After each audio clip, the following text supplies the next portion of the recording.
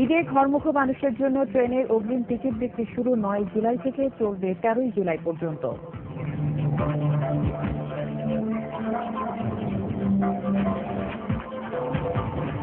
রমজান মাসের প্রথম কার্যদিবসে রাজধানীতে তীব্র যানজট, ভোগান্তিতে নগরবাসী।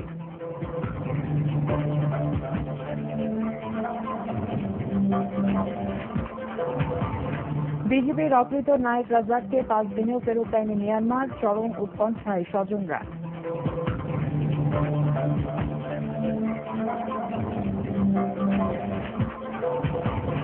এবং অতিরিক্ত চাহিদার দোহাই দিয়ে বাড়ছে ছোলা এবং ডালের দাম, ট্যারিফ কমিশন এবং কেসিবির দুরকম তথ্য।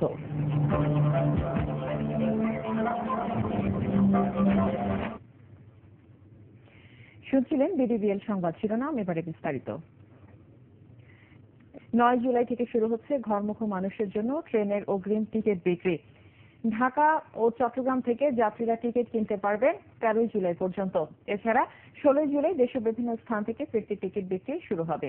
রেল ভবনের সংবাদ সম্মেলনে রেলমন্ত্রী মুজিবুল হক জানান, ঈদ উপলক্ষে বিভিন্ন রুটে 7 জোড়া স্পেশাল ট্রেন থাকছে। তবে ট্রেনের বিলম্বিত সময়সূচি নিয়ে স্পষ্ট কোনো আশ্বাস দিতে পারেননি রেলমন্ত্রী।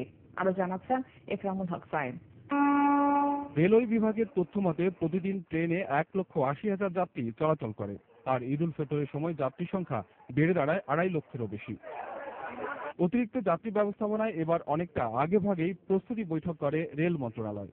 18 জুলাইকে ঈদের সম্ভাব্য তারিখ ধরে 9 জুলাই থেকে শুরু হবে অগ্রিম টিকিট বিক্রি। প্রথম দিন দেওয়া হবে 13 জুলাইয়ের টিকিট। এরপর পর্যায়ক্রমে 5 দিন অর্থাৎ 13 জুলাই পর্যন্ত অগ্রিম টিকিট বিক্রি চলবে। এছাড়া রাজশাহী, খুলনা, রংপুর, দিনাজপুর ও লালমনিরহাট থেকে 16 জুলাই ফিরতি টিকিট বিক্রি শুরু হবে। এগুলি মাঝে মাঝে হয়। এখন আমরা অনেক সময় স্ট্যান্ডিং টিকিট, দাঁড়ানো টিকিটও অ্যালাউ করে থাকি, যাত্রী বেশি হয়। ছাদে উঠার নিষেধ, আমরা ফিটে হাত বুলিয়ে নামাই দিয়ে যাতে ছাদে না উঠে, এটা দেয়নি। তারপরেও যাত্রীরা উঠে যায়, তারপরেও আমরা নামাবার চেষ্টা করি। আমাদের যারা দায়িত্বপ্রাপ্ত আইন শৃঙ্খলা বাহিনীর সদস্যরা আছে, তাদেরকে বলা হয়েছে কোনো কাউকে আক্রমণ না করিয়া, আঘাত না করিয়া, সুন্দর করে বুঝাইয়া যাতে ছাদের থেকে নামাই দেওয়া হয়। স্বাভাবিক সময়ের মতোই 20 ভাগ টিকিট বিক্রি হবে অনলাইনে। ঈদের আগে ও পরে বিভিন্ন রুটে 5 জোড়া এবং কিশোরগঞ্জের শোলাকিয়া রুটে 2 জোড়া স্পেশাল ট্রেন চালু করার কথা জানান রেলমন্ত্রী। তবে বিলম্বিত সময়সূচি বন্ধে সীমাবদ্ধতার কথা জানান তিনি। একজনে শুধু 4টে টিকিট পাবে, 4টের বেশি টিকিট দেওয়া হবে না, তবে বিক্রিত টিকিট আর ফেরতও নেওয়া হবে না। রেলমন্ত্রী বলেন, 6 মাসের মধ্যে ভারত ও ইন্দোনেশিয়া থেকে বেশ কিছু বগি ট্রেনে যুক্ত হচ্ছে। একরামুল হক সায়েম, এটিএন বাংলা, ঢাকা। চট্টগ্রামের বোয়ালখালীতে ফার্নেস তেলবাহী ওয়াগন দুর্ঘটনায় সংশ্লিষ্ট কর্মকর্তাদের উদাসীনতার কারণে জাতীয় সংসদে ক্ষোভ প্রকাশ করেছেন স্থানীয় জনপ্রতিনিধিরা। এর আগে সেতু মেরামত করে রেল চলাচল শুরু এবং খালে পড়ে যাওয়া ওয়াগন দ্রুত উদ্ধারের নির্দেশ দেন রেলের ঊর্ধ্বতন কর্মকর্তারা। আরো জানাচ্ছেন বিপ্লব রায়। বোয়ালখালী দুর্ঘটনার কারণে ফার্নেস তেল কর্ণফুলী হয়ে হালদা নদীতে ছড়িয়ে পড়তে পারে বলে জাতীয় সংসদে আশঙ্কা করছেন স্থানীয় সংসদ সদস্যরা। সংসদ সদস্য মঈনুদ্দিন খান বাদল জাতীয় সংসদে রেলমন্ত্রীর কাছে ক্ষোভ প্রকাশ করে বলেন, দুর্ঘটনার পর পরিবেশ মন্ত্রণালয়ের চট্টগ্রামের কর্মকর্তাদের সাথে যোগাযোগ করা হলেও তারা কোনো ব্যবস্থা নেননি। দীর্ঘদিন ধরে নাজুক ওই এলাকার সেতুগুলো আগে মেরামত করা হলে এই দুর্ঘটনা এড়ানো যেত বলে মনে করেন তিনি। আমি ওখানে পরিবেশ মন্ত্রণালয়ের যিনি চট্টগ্রামের দায়িত্বে আছেন তাকে পেলাম, তখন ভরভর করে তেল বেরোচ্ছে। ওনাকে আমি জিজ্ঞেস করেছি কি করবেন, স্যার আমাদের তো কিছু করার নাই। আমি আপনার করার না থাকলে তো করার আছে কাজ। চট্টগ্রাম পোর্টের চেয়ারম্যান সাহেবকে টেলিফোন করেছে, অ্যাডমিরাল সাহেবকে পাইনি। I like to ask a simple question. আমি যখন টেলিফোন করছিলাম ওদিন শনিবার ছিল, কিন্তু রাষ্ট্রে যখন কোন দুর্যোগ হয় there is no Saturday, no Friday. উনি টেলিফোন ধরতে পারেননি। এ সময় রেলমন্ত্রী মুজিবুল হক বলেন, দুর্ঘটনা কবলিত সেতু মেরামতের চেষ্টা চলছে। আগামী 3 দিনের মধ্যে ওই রুটে ট্রেন চলাচলের আশ্বাস দেন তিনি। একই সাথে ওই সেতুটি পুনর্নির্মাণের জন্য দরপত্র আহ্বান করা হয়েছে বলেও জানান রেলমন্ত্রী। উদ্ধার কাজ সমাপ্ত করে ট্রেন যোগাযোগ পুনরায় চালু করতে 3 দিন সময় লাগবে। সেতুটি পুনর্নির্মাণের জন্য ইতিমধ্যে দরপত্র আহ্বান করা হয়েছিল। গত শুক্রবার 2100 মেগাওয়াট পেকিং পাওয়ার প্ল্যান্টের জন্য ফার্নেস অয়েল নিয়ে যাওয়ার সময় ওই দুর্ঘটনায় ইঞ্জিন সহ 3টি তেলবাহী ওয়াগন খালে পড়ে যায়। 3 দিন পরও ডুবে যাওয়া ওয়াগন উদ্ধার না হওয়ায় কর্ণফুলী সহ আশপাশের প্রায় 15 কিলোমিটার পর্যন্ত ছড়িয়ে পড়েছে ফার্নেস অয়েল। এতে হুমকির মুখে পড়ে ফসলি জমি ও জীববৈচিত্র্য। দুর্ঘটনার দিন থেকে বন্ধ রয়েছে চট্টগ্রাম 2000 রেল চলাচল। বিপ্লব রায়, এটিএন বাংলা। পবিত্র রমজান মাসের প্রথম কর্মদিবসে প্রচন্ড যানজটের শিকার হতে হয়েছে নগরবাসীকে। নির্বিঘ্নে দিনের কাজকর্ম শেষ করে রোজা পালনের তাগিদ ছিল নগরবাসীর মধ্যে, তবে যানজট তাদের স্বস্তি দেয়নি। এই ভোগান্তি থেকে রক্ষা পেতে রাস্তায় ব্যক্তিগত গাড়ির সংখ্যা কমানো, অবৈধ পার্কিং বন্ধের দাবি জানিয়েছে নগরবাসী। নিয়াজ জামান সাজিবের রিপোর্ট। শুরু হয়েছে রমজান মাস। অফিসের কর্মঘণ্টা একটু কমলেও কমেনি রাস্তায় ভোগান্তি। অফিস শুরুর সময় এগিয়ে আসার সাথে সাথে রাস্তায় যানজটের সময়ও এগিয়ে এসেছে। যানজটের কারণে কোনো কর্মপরিকল্পনায় কাজে আসছে না নগরবাসী। এক হিসেব অনুযায়ী যানজটের কারণে প্রতিদিন নষ্ট হয় প্রায় 80 লাখ কর্মঘণ্টা, আর এর ফলে দেশের ক্ষতি হচ্ছে কোটি কোটি টাকা। এখন বড়দের ভিতর খুব কষ্ট হইতেছে আসতে, আবার মানে ধৈর্য হারা হয়ে যায়। পৌঁছানোর কথা 10টায়, সেখানে পৌঁছচ্ছে 12টায়, কোনো কাজই করতে পারছে না। ঘন্টার পর ঘন্টা লাভ নেই। একটা সিগন্যাল আধা ঘন্টা পর ছাড়ে এই লাইনে, মানে ওইগুলা 3টা যায়, এটা একটা যায়, ওটা 2টা 3টা যায়, এটা একটা যায়। ঢাকা যানবাহন সমন্বয় বোর্ডের হিসেব মতে বর্তমানে ঢাকায় চলাচলরত যানবাহনের সংখ্যা 10 লাখের উপরে, অথচ শহরে যানবাহনের ধারণ ক্ষমতা রয়েছে 1.5 লাখের মতো। ঢাকা শহরে সুষ্ঠুভাবে যানবাহন চলাচলের জন্য প্রয়োজনীয় রাস্তার অভাব এখনো পূরণ হয়নি। একটা পরিবহনে 4টা-5টা গাড়ি ব্যবহার করে, কিন্তু এটা ঠিক না। একটা গাড়ি হলে তাদের হয়ে যায় যে অনার্থক। আমরা কিন্তু গাড়ি পার্কিং করে কিংবা ফুটপাতে রাস্তার মাঝে দোকান দিছি, কাঁচা বাজার আছে, সেক্ষেত্রে আমার কিন্তু 50% রাস্তা কিন্তু এমনিতেই কমে আসছে। রাজনীতি যারা করে এরা ক্ষমতা থাকার লাইগা যে কষ্টটুকু করে, এই কষ্টটুকু না করে মানুষকে সহযোগিতা করার কষ্ট করা উচিত। তবে সরকারের দায়িত্বপ্রাপ্ত সংস্থাগুলোর পক্ষ থেকে বারবার যানজট নিরসনে বিভিন্ন উদ্যোগ নেওয়ার কথা বলা হলেও বাস্তবে সেসব কেবল কাগজ কলমের হিসেব বলে মনে করেন নগরবাসী। নিয়াজ জামান সাজিদ, এটিএন বাংলা, ঢাকা। বিজিবি অপহৃত নায়ক আব্দুর রাজ্জাককে 5 দিন পরও ফেরত দেয়নি মিয়ানমার। এ নিয়ে পতাকা বৈঠকের জন্য বিজিবির পক্ষ থেকে বারবার আহ্বান জানানো হলেও সাড়া দিচ্ছে না Myanmar border guard police BGB. এদিকে সামাজিক যোগাযোগ মাধ্যমে নায়ক আব্দুর রাজ্জাকের শিকল পরা ছবি নিয়ে চলছে তোলপাড়।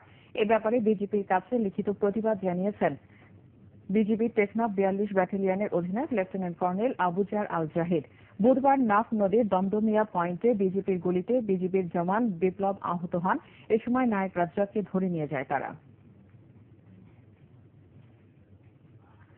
এদিকে মিয়ানমারের গণমাধ্যমে রাজ্জাকের শেকল বাঁধা ছবি দেখে গ্রামের বাড়ি নাটোরের সিংড়া উপজেলার বালিয়াবাড়ি গ্রামে চলছে কান্নার রোল। চরম উৎকণ্ঠায় দিন কাটাচ্ছেন তার স্বজনরা। নাটোর থেকে জেলফিকার হায়দার জোসেফের রিপোর্ট, জানাচ্ছেন কঙ্কন নাগ। কক্সবাজারের টেকনাফের নাফ নদীতে বিজিবির টহল দলের ওপর মিয়ানমারের সীমান্তরক্ষী বাহিনী বিজিপির বিনা উস্কানিতে হামলা চালিয়ে এক বিজিবি সদস্যকে আহত ও আরেকজনকে ধরে নিয়ে যাওয়ার পেরিয়ে গেছে 5 দিন। বারবার পতাকা বৈঠকের আহ্বান, রাষ্ট্রদূতকে তলব করা সহ নানা তৎপরতা সত্ত্বেও কূটনৈতিক শিষ্টাচারকে বুড়ো আঙুল দেখিয়ে এখনো বিজিবির অপহৃত নায়ক আব্দুর রাজ্জাককে ফেরত দেওয়ার কোনো ইঙ্গিত দেয়নি মিয়ানমার। এই অবস্থায় চরম দুশ্চিন্তা ও অনিশ্চয়তায় দিন কাটাচ্ছেন নাটোরের সিংড়া উপজেলার বালিয়াবাড়ি গ্রামে রাজ্জাকের পরিবারের সদস্যরা। মিয়ানমারের গণমাধ্যমে রাজ্জাকের হাতকড়া পরা ছবি দেখে হতাশ পরিবার। আমি আমার স্বামীকে সুস্থভাবে ফিরে ছেলেকে জীবিত গেছে, জীবিত আমার বাড়িতে চাই। আমার বেটার বউ আমার লাতি পুতি তামান পাগল হয়ে গেছে, আমি কি দিয়ে বুঝ দিয়ে রাখবো। প্রধানমন্ত্রী, পররাষ্ট্রমন্ত্রী, স্বরাষ্ট্রমন্ত্রী কেউ এখন পর্যন্ত কোনো কিছু করেনি। 5 দিনেও নায়ক রাজ্জাক উদ্ধার না হওয়ার জন্য সরকারের ব্যর্থতাকেই দায়ী করছেন স্বজনরা। একই সাথে যত দ্রুত সম্ভব রাজ্জাককে ফিরিয়ে আনতে সব ধরনের পদক্ষেপ নেওয়ার দাবি জানিয়েছেন প্রতিবেশীরা। স্বরাষ্ট্রমন্ত্রী বুধবারে মানে ঘটনার দিন সে বলছে যে যত দ্রুত সম্ভব তাকে ফেরত আনা হবে, কিন্তু ঘটনার 5 দিন চলে যাওয়ার পরেও তেমন কোনো আমরা পদক্ষেপ দেখতে পাচ্ছি না। এর জন্য আসলে এটা একটা সরকারের ব্যর্থতাই আমি মনে করি। বাংলাদেশের স্বরাষ্ট্রমন্ত্রী, প্রতিমন্ত্রী, বিশেষ করে প্রধানমন্ত্রীর এটা একটা নজর দেওয়ার প্রয়োজন। এদিকে রাজ্জাকের পরিবারের সব ধরনের খোঁজ খবর নেওয়া হচ্ছে বলে জানিয়েছে পুলিশ। আমরা তাকে সাহায্য করার জন্য প্রস্তুত আছি। আমি আশা করি যে সত্তর আমাদের বিজেপি সদস্য উদ্ধার হবে এবং সেটা পরিবারের কাছে ফিরে যাবে। সব কূটনৈতিক বাধা পেরিয়ে শিগগিরই নায়ক রাজ্জাক স্বজনদের কাছে ফিরে আসবেন এই প্রত্যাশা সবার। Bureau report, ATN Bangla. পর্যাপ্ত মজুদ থাকার পরও রোজার অতিরিক্ত চাহিদার দোহাই দিয়ে গেল 1 মাসে বেড়েছে ছোলা ও ডালের দাম। গত 1 বছরে ছোলা ও ডালের দাম কমেছে, ট্যারিফ কমিশন এমন দাবি করলেও টিসিবি বলছে ওই সময় পণ্য দুটির দাম বেড়েছে 8 থেকে 10 ভাগ। আরো জানাচ্ছেন মাহবুবুল আলম। রোজায় মজাদার ইফতারের অন্যতম অনুষঙ্গ ছোলা। রমজান এলে তাই যে কয়েকটি পণ্যের দাম বাড়ে সেই তালিকায় এবারও রয়েছে ছোলা। ট্যারিফ কমিশনের হিসেবে বছরের ছোলার 60,000 টন চাহিদার বিপরীতে আমদানি উৎপাদন মিলে এবার মজুদ 2.5 গুণ বা 1.5 লাখ টন। ছিল দাম স্বাভাবিক রাখার সরকারি প্রতিশ্রুতিও। গতকালকে ছোলা কিনেছি 60 টাকা কেজি। গত বছর কিন্তু তার থেকে 10 টাকা কমে এখন বাজারে ছোলা বিক্রি হচ্ছে, এবং এটা উন্নত মানের ছোলা, যেটা ছোলা আর কি। তো 60 টাকা তো আমি মনে করি যে এটা কোয়াইট রিজনেবল। অথচ টিসিবির তথ্য বলছে গত 1 মাসে ছোলার দাম বেড়েছে শতকরা 4 ভাগ, আর 1 বছরে বেড়েছে 9 ভাগের মতো। অন্যদিকে 4.25 লাখ টন চাহিদার বিপরীতে দেশে ডালের মজুদ 4 লাখ টনের মতো, আর রোজায় চাহিদা মাত্র 60,000 টন। তারপরও বেড়েছে সব ধরনের ডালের দাম। বাচ্চা বিক্রি করছি দেখি আমরা, হয়তো যারা আমাদের কাছে যারা মাল নিতেছে, আমাদের পাশে যে ব্যবসায়ী, যে বেগম বাজার, মৌলী বাজার, তারা কিন্তু 6 টাকা হয়তো 1 টাকা লাভে তারা মাল বিক্রি করে। 1 কেজি ডাল যদি 10 টাকা কিনা পড়ে এবং বিক্রি করে 115 টাকা, 13 টাকা, এর বেশি বিক্রি করতে পারে না। তবে রোজায় এসব পণ্যের দাম বাড়বে না এমন আশ্বাস দিয়েছিলেন ব্যবসায়ীরা। কখনো কোনো মালের দাম বাড়ে নাই। আমরা বাণিজ্য মন্ত্রী মহোদয়কে যে অদাবদ্ধ করে আসছিলাম, ইনশাআল্লাহ আমরা সেভাবেই কাজ পরিচালনা করতেছি। এই পরিস্থিতিতে দাম বাড়ার কারণ খতিয়ে দেখার দাবি তুলেছেন সাধারণ মানুষ। মাহবুবুল আলম, এটিএন বাংলা, ঢাকা। সাবেক অর্থমন্ত্রী শাহ এএমএস কিবরিয়া হত্যা মামলার অভিযোগ গঠনের পরবর্তী শুনানি 6 জুলাই নির্ধারণ করেছেন সিলেটের দ্রুত বিচার ট্রাইব্যুনাল। এই মামলার অন্যতম 2 অভিযুক্ত সিলেট সিটি কর্পোরেশনের সাবেক মেয়র আরিফুল হক চৌধুরী ও সাবেক স্বরাষ্ট্র প্রতিমন্ত্রী লুৎফুজ্জামান বাবর আদালতে উপস্থিত না থাকায় এদিন শুনানি হয়নি। তবে এই মামলার অন্যতম আসামি হবিগঞ্জ পৌর মেয়র জি.কে ঘোষ সহ 14 জন আসামিকে আদালতে হাজির করা হয়। বর্তমানে এই মামলার চার্জশিটভুক্ত 32 জন আসামির মধ্যে 14 জন কারাগারে, 8 জন জামিনে এবং বাকি আসামিরা পলাতক রয়েছেন। এর আগে গত 11 জুন হবিগঞ্জ জেলা ও দায়রা জজ মোহাম্মদ আতাউল্লাহ আলোচিত এই মামলা দ্রুত নিষ্পত্তির লক্ষ্যে সিলেট বিভাগীয় দ্রুত বিচার ট্রাইব্যুনালে পাঠান। 2005 সালে 27 জানুয়ারি হবিগঞ্জের বদ্দের বাজারে জনসভায় গ্রেনেড হামলায় নিহত হন এএমএস কিবরিয়া সহ 5 জন।